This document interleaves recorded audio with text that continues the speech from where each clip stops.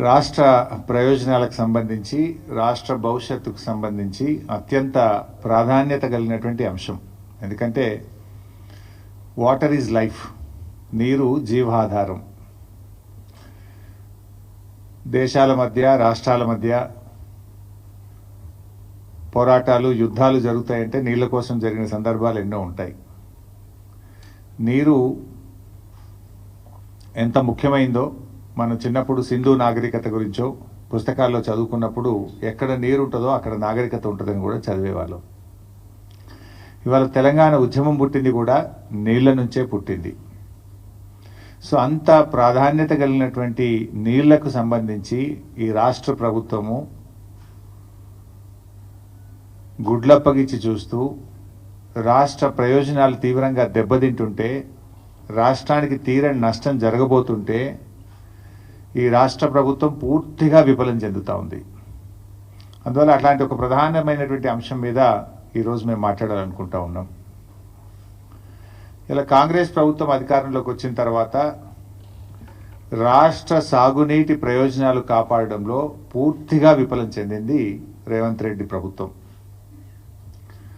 నాడు సమైక్య ఆంధ్రప్రదేశ్లో సీమాంధ్ర నాయకుల వల్ల తెలంగాణ ప్రాంతానికి తీవ్రమైన నష్టం జరిగింది. నేడు స్వరాష్ట్రంలో కాంగ్రెస్ పాలకుల వల్ల, కాంగ్రెస్ నాయకుల రూపంలో ఈ రాష్ట్రానికి తీవ్రమైన నష్టం వాటిల్తా ఉంది. ఉమ్మడి పాలనలో కొనసాగిన జలదోపిడి నేడు కాంగ్రెస్ పాలనలో కూడా మళ్ళీ మొదలైంది. ఆనాడు ఉమ్మడి రాష్ట్రంలో కూడా ఇదే తెలంగాణ కాంగ్రెస్ నాయకుల చేతగంతనం వల్ల, ఇదే తెలంగాణ కాంగ్రెస్ పార్టీ నాయకుల యొక్క పదవుల కోసం పెదవులు మూసిన తీరు వల్ల ఆనాడు స్వరాష్ట్రంలో తీవ్రమైన నష్టం జరిగింది. నేడు కూడా మరి గురుదక్షిణ చెల్లించుకుంటున్నారా, పదవులు కాపాడుకోవడానికి పాకులాడుతున్నారా, కారణాలు ఏమైనా కూడా ఈ రాష్ట్రానికి, ఈ రాష్ట్ర ప్రజలకు శాశ్వత ద్రోహానికి ఈరోజు కాంగ్రెస్ పార్టీ పాల్పడతా ఉంది. ఒకటి కాదు, రెండు కాదు, శాశ్వతంగా 200 టీఎంసీల గోదావరి జలాలను తరలించుకుపోయేటువంటి కుట్ర జరుగుతూ ఉంది. గోదావరి బంకచెర్ల ప్రాజెక్ట్ ఏదైతే ఆంధ్రప్రదేశ్ ప్రభుత్వం తలపెట్టిందో, ఈ ప్రాజెక్టు నిర్మాణం వల్ల తెలంగాణకు తీవ్రమైన నష్టం జరగబోతా ఉంది. పైకి ఏం మాట్లాడుతున్నారు, ఏముంది ఏదో సముద్రంలో కలిసే నీళ్లు తీసుకుపోతే తప్పేంది అని మాట్లాడుతూ ఉన్నారు.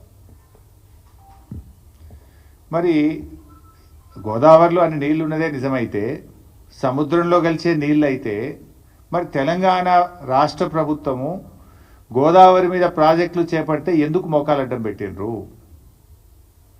తెలంగాణ ప్రభుత్వం చేపట్టిన ప్రాజెక్టులను రద్దు చేయాలని, అనుమతులు ఇవ్వొద్దని ఆ రోజు కేంద్ర ప్రభుత్వానికి లేఖల మీద లేఖలు ఎందుకు రాసినరు?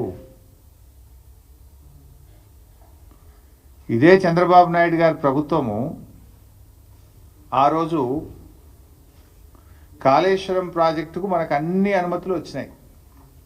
ఒకటి, అన్ని ప్రాజెక్టుకు రావాల్సిన సిడబ్ల్యూసి నుంచి 9 డైరెక్టరేట్ నుంచి తెచ్చాం, ఎన్విరాన్మెంట్ క్లియరెన్స్ తెచ్చాం, లాస్ట్కు టీఏసీ ద ఫైనల్ క్లియరెన్స్ కూడా ఆ రోజు మేము తెచ్చుకున్నాం. ఇదే తెలుగుదేశం ప్రభుత్వం ఆనాడు 2018లో అధికారంలో ఉన్నప్పుడు కేంద్ర జలవనరుల శాఖకు రాసిన ఉత్తరం ఇది. ఇందులో చాలా స్పష్టంగా ఏం రాస్తారంటే,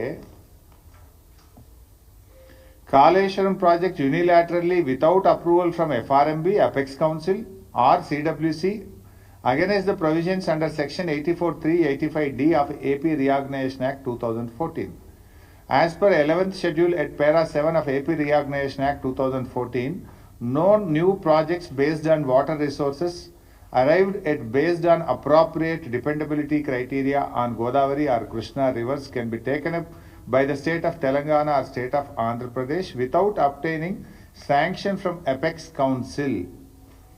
ఇది మీరు రాసిందే. అయితే ఆ రోజు కేంద్ర ప్రభుత్వం కాళేశ్వరం కొత్త ప్రాజెక్టు కాదు, ప్రాణహిత చేవెళ్ళ కొనసాగింపే కాళేశ్వరం ప్రాజెక్ట్ అని చెప్పి ఆ రోజు కాళేశ్వరానికి కేంద్ర ప్రభుత్వం అన్ని అనుమతులు కూడా ఇచ్చింది. ఇట్లా చాలా ఉత్తరాలు రాశారు. చివరికి మనం తుమ్మిళ్ళ లిఫ్ట్ ఇరిగేషన్, మన భక్త రామదాస్ లిఫ్ట్ ఇరిగేషన్ కట్టాం గోదావరి మీద. భక్త రామదాస్ అనేది కూడా ఆల్రెడీ ఉన్న ఆయకట్టే, అది ఎస్ఆర్ఎస్పిలో భాగంగా ఉన్న ఆయకట్టుకు టేలెండ్కు నీళ్లు రావడం లేదని మనము చిన్న లిఫ్ట్ పెట్టి పాలేరు నియోజకవర్గానికి నీళ్ళు ఇచ్చాం. ఈ లిఫ్ట్ కూడా ఆపేయాలి, దీన్ని రద్దు చేయాలి, ఈ లిఫ్ట్ కట్టనీయద్దు అని చెప్పి కూడా అప్పటికి ఆంధ్రప్రదేశ్ ప్రభుత్వం కేంద్ర ప్రభుత్వానికి సిడబ్ల్యూసికి లేఖ రాసింది. ఇట్లా చాలా లెటర్లు. ఇది చంద్రబాబు నాయుడు గారు స్వయంగా రాసిన లెటర్.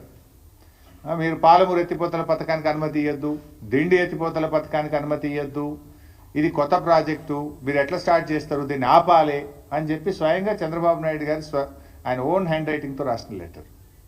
సరే, ఇట్లా ఇవన్నీ ఒకటి కాదు రెండు కాదు, ఆంధ్రప్రదేశ్ ప్రభుత్వం రాసిన 20-30 లెటర్లు ఇవి. తెలంగాణ ప్రాజెక్టులకు అడ్డుపడుతూ తెలంగాణ ప్రాజెక్టులను నిలిపివేయాలని, అనుమతులు ఇవ్వొద్దని, మీరు ఎట్లా కడతారని కోర్టుల్లో కేసులు వేశారు, కేంద్ర ప్రభుత్వం దృష్టికి తీసుకుపోయినారు, గ్రీన్ ట్రిబ్యునల్లో కూడా కేసులు వేసిండ్రు.